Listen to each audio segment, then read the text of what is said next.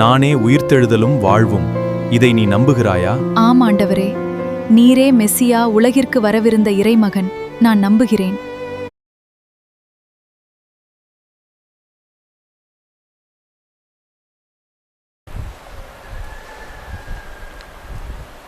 I am the resurrection and the life. Those who believe in me will live. John 11:25. உயிர்த்தெழச் செய்பவனும் வாழ்வு தருபவனும் நானே. என்னிடம் நம்பிக்கை கொள்பவர் இறப்பினும் வாழ்வார். யோவான் 11:25. I have come to believe that you are the Messiah, the Son of God, he who is to come into the world. Words of Martha. இயேசுவில் அன்பார்ந்த சகோதர சகோதரிகளே, மார்த்தா மரியா இரண்டு பேரும் நம்முடைய ஆன்மீக வாழ்க்கைக்கு இரண்டு பெரும் உதாரணங்கள். நம்மில் அநேகர் ஒரு கருத்தை மட்டும் பெரிதாக பிடித்து வைத்துக் கொண்டிருப்போம். ஜெபம் பெரிதா, செயல் பெரிதா? ஜெபம் என்று சொல்பவர்கள் ஒரு சாரர், செயல் என்று சொல்பவர்கள் இன்னொரு சாரார். ஆனால் இரண்டும் தேவை என்பதுதான் யதார்த்தம். Maria for contemplation, Martha for compassionate action என்று ஏற்கனவே சிந்தித்திருக்கிறோம். ஜெபமும் வேண்டும், செயலும் வேண்டும். ஒன்றை பெரிதாக கருதி இன்னொன்றை இரண்டாம் தரமாகவோ அல்லது இதுதான் சிறந்தது என்றோ சொல்வதற்கில்லை.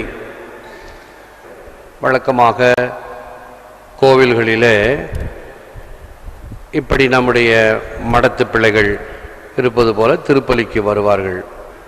இந்த நடுப்பூசையில் என்ன பண்ணுவாங்க, இந்த பிள்ளைங்கள்லாம் ஆராதனை செய்கிற பேர் வழின்னு சொல்லி அப்படியே முட்டி போட்டு வணங்கினாங்கன்னா அப்படியே தூங்கிட்டே இருப்பாங்க. கர்த்தர் கற்பி ஜெபம் வரைக்கும் அப்படியே தூங்கிட்டே இருப்பாங்க. அவங்களுக்கு என்ன, ஆராதனை செய்கிறேன். அது ஆராதனையா? இது ஜெபமாகுமா? இல்லை. அல்லது செயல்களை மட்டும் பிடித்து கொண்டு ஜெபத்தை விட்டு விடுதல், அதுவும் சரியல்ல. இரண்டும் இணைந்திருக்க வேண்டும். ஒரு காசு செல்ல வேண்டும் என்றால் இரண்டு பக்கமும் அது சரியாக இருக்க வேண்டும். அதே போன்று ஜெபமும் வேண்டும், செயலும் வேண்டும். God can turn broken reeds like Simon Peter into rocks. இந்த கடவுளுடைய அருள் முதல் வாசகத்திலே எரேமியா தீர்க்கதரிசி வாசகம், அந்த கடவுள் கையில் இருக்கக்கூடிய the potter, களிமண்ணை எப்படி அவர் பிசைந்து வணைந்து சக்கரத்தில் சுழல விட்டு ஒரு அழகிய மண்பாண்டத்தை உருவாக்குகிறாரோ அதே போன்று இறைவன் நம்மை உருவாக்குகிறார். நம்முடைய வாழ்க்கையில் நமக்கு கொடுக்கின்ற அனுபவங்களின் வழியாக நாம் பெறுகின்ற அல்லது சந்திக்கின்ற அல்லது புரிந்து கொள்ளுகின்ற பல காரண காரியங்கள், இவைகளின் வழியாக இறைவன் நம்மை வழிநடத்தி உருவாக்குகின்றார். பேதுரு எப்படி இருந்தார்? ஒரு கரடுமுரடான பேர்வழி, படிப்பு வாசனை அற்றவர். ஆனால் அவரைத்தான் திருச்சபைக்கு தலைவராக ஆண்டவர் இயேசு ஏற்படுத்தினார், உருவாக்கினார். God helps us reveal to the world the inner perfection, the beautiful work of art that is each of us. Like Jeremiah's potter, God does not quit even when we do. பல சமயங்களில் நாம் இது முடியவில்லை, இது தேரவில்லை, இது தேராது, நடக்காது, இது கதைக்கு ஒத்து வராது என்றெல்லாம் நம்முடைய முயற்சிகளையோ அல்லது இன்னும் சொல்ல போனால் நம்முடைய பள்ளிக்கூடங்கள், ஒரு சில பள்ளிக்கூடங்கள் என்ன செய்கின்றது, 8ஆம் கிளாஸு வெளியே போயிடு, நீ தேரமாட்ட என்று அனுப்புகிறார்களே, they are quitting their responsibility. எல்கேஜியிலேருந்து 8ஆம் கிளாஸ் வரைக்கும் படிக்கிற பிள்ளைகளை அந்த பள்ளிக்கூடத்திலிருந்து நீ 10ஆம் வகுப்பில் தேரமாட்டாய் என்று 2 வருஷத்துக்கு முன்னாடியே கணக்கு போட்டு அனுப்புறது நியாயமா என்று ஒரு கேள்வி வைப்போம். ஆக ஆன்மீகம் என்பது ஒரு பக்கம் அப்படியே குனிஞ்சு ஆண்டவரே தோத்திரம் தோத்திரம் ஆண்டவரே என்று சொல்லி, மறுபக்கத்திலே கணக்கு போட்டு கொண்டு வாழ்ந்து கொண்டு இருக்கிறோமே நியாயமா? இறைவன் ஒரு காலம் கைவிட மாட்டார். இறைவனுடைய வழிமுறைகள் தனிப்பட்டது, ஒவ்வொருவருக்கும் தனியாக அமைகிறது. ஆகவே நாமும் நம்முடைய வாழ்க்கையில எப்படி அந்த இறைவனுடைய அருளை ஏற்று வாழ்கின்றோம்? அப்படி வாழாவிட்டால் நாம் எப்படி கருதப்படுவோம் தெரியுமா? அன்பரீடு டெட், புதைக்காத செத்த பிணம். நாம் வாழ்ந்து கொண்டு இருக்கிறோம், மரம் வாழ்ந்து கொண்டிருக்கிறது, ஒரு கல் வாழ்ந்து கொண்டிருக்கிறதா? இட் இஸ் எக்ஸிஸ்டிங், அவ்வளவுதானே தவிர அதுக்கு வாழ்வு கிடையாது. ஆகவே நாம் வாழ்ந்து கொண்டிருக்கிறோம் என்றால் எப்படி இருக்க வேண்டுமாம்? When a man's heart is cold and indifferent about religion, என்னுடைய இதயம் ஆன்மீகத்துக்கோ வேதத்துக்கோ கடவுளுக்கோ சுருங்கி போயிருந்தால் அல்லது மிகவும்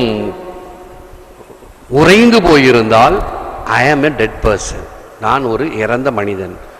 When his hands are never employed in doing God's work, வேலை செய்கிறோம் நம்முடைய தொழிலுக்காக அல்லது நம்முடைய பெருமைக்காக வைத்துக் கொள்வோம், ஆனால் அது கடவுளுடைய காரியமாக இல்லாமல் ஆதாயத்துக்காக அனுகூலத்திற்காக அல்லது வேறு ஏதாவது எனக்கு கிடைக்க வேண்டும் சொத்து பத்து இவைகளுக்காக நான் செய்து கொண்டிருக்கிறேன். கடவுளுடைய காரியத்தை செய்யாமல் நான் தவிர்த்து கொண்டிருந்தேன் என்றால் I am a dead person. When his heart is never familiar with his ways, என்னுடைய இதயம் என்னுடைய செயல்பாடுகளிலே இருக்க வேண்டும், இதயத்தை அதில் வைத்து செய்ய வேண்டும். ஏதோ செய்கிறோம், ஏதோ செய்ய வேண்டும். எப்படி இருக்கிறீங்க? நல்லா இருக்கிறீங்களா? ஏதோ இருக்கிறேன். கல்லு கூட இருக்குது, மண்ணு கூட இருக்குது. நீ இருப்பது அல்ல, வாழ்ந்து கொண்டு இருக்கிறாயா? When his heart is never familiar with his ways, his tongue is seldom used in prayer and praise. செபிக்கிறாயா? ஆண்டவரை போற்றுகிறாயா? குறைந்தபட்சம் வீட்டிலே செவன்லாம் எனக்கு வேண்டாம், தேவையில்லை, பிறகு பார்த்துக்கலாம் என்று வெந்ததை தின்று வந்ததை விதி என்று சொல்லிக்கொண்டு வாழ்ந்து கொண்டிருக்கின்ற கேடுகட்ட மனிதர்கள். எப்பொழுது? when his heart is never familiar with ways, his tongue is seldom used in prayer and praise. His ears are deaf to the voice of Christ in the gospel. நற்செய்தி படிக்கப்படுகிறது, உடைத்து கொடுக்கப்படுகிறது, டிவியில கொடுக்கப்படுகிறது. எனக்கு இது வேணாம், சினிமா பாட்டு பார்க்குறேன், தேவையில்லை, இதெல்லாம் கழுத்தறுப்பு என்று இந்த செவியை ஆண்டவருடைய வார்த்தைக்கு நான் கொடுக்காவிட்டால் நான் ஒரு இறந்தவனுக்கு சமமாகும். His eyes are blind to the beauty of heaven. விண்ணகத்தினுடைய அருமையான அனுபவங்கள் வெளிப்பாடுகளுக்கு நான் கண்களை மூடிக்கொண்டிருந்தால் நான் ஒரு இறந்த மனிதன். When his mind is full of the world, உலகத்தை பற்றிய காரியங்கள் தான். அது வேண்டும், நகை வேணும், நட்டு வேண்டும், இது வேண்டும், பங்களா வேண்டும், கார் வேண்டும், இன்னும் வேண்டும், இன்னும் ஒன்றுக்கு இரண்டாக வேண்டும், இப்படியாக இவைகளை இரட்டிப்பாக்கி கொண்டு இருக்க வேண்டும் என்ற எண்ணத்தோடு இருந்தால் நான் ஒரு இறந்த மனிதன். Has no room or time for spiritual things, then a man is a dead man. அவனுக்கு நேரம் இல்லை, கடவுள் காரியத்துக்கா நேரம் இல்லை, ஆன்மீக காரியத்துக்கா நேரம் இல்லை, நல்லவைகளுக்கா நேரம் இல்லை, ஜெபிப்பதற்கா நேரம் இல்லை, வீட்டிலே குடும்ப ஜெபம் ஜெபிக்குமா முடியாது, நேரம் இல்லை, பைபிள் படிக்க வேண்டுமா நேரம் இல்லை. You are a dead person. ஆண்டவர் இயேசு இறந்தவர்களையும் உயிர்ப்பிக்கின்ற வல்லமை படைத்தவர். லாசரை உயிர்ப்பித்தார். ஆகவே அது தெரியாது மார்த்தாவுக்கு உயிர்ப்பிக்க போகிறார் என்று. ஆனால் அந்த விசுவாச நம்பிக்கை அவருக்கு இருந்தது அல்லவா? நீர்தான் வாழுகின்ற கடவுள், அதை போல் நாமும் வாழ faith comes through hearing and hearing by the words of God. ரோமையருக்கு எழுதிய திருமுகம் 10ஆம் அதிகாரம் 17ஆம் வசனம். Keep giving God the chance to reveal my inner beauty by giving the potter good clay to work and to be aware of Mary movements in the Martha actions of my life. மரியாளை போன்று செபிக்கின்ற அனுபவமாக ஆண்டவர் பாதத்தில் அமர்ந்து அவருடைய வார்த்தைகளை கேட்கவும், மார்த்தாளை போன்று நம் காரியங்களை மனதார செய்யவும் ஆண்டவரிடம் இறைஞ்சுவோம். ஏற்று வரமருளும் இறைவா, காக்கும் கரங்களினால். ஆமென். அன்பர்களே, ஒவ்வொரு வீடியோவின் கீழும் மறையுரை விளக்கங்கள் உள்ளன. படித்து பயன்பெறுங்கள். நன்றி, வணக்கம்.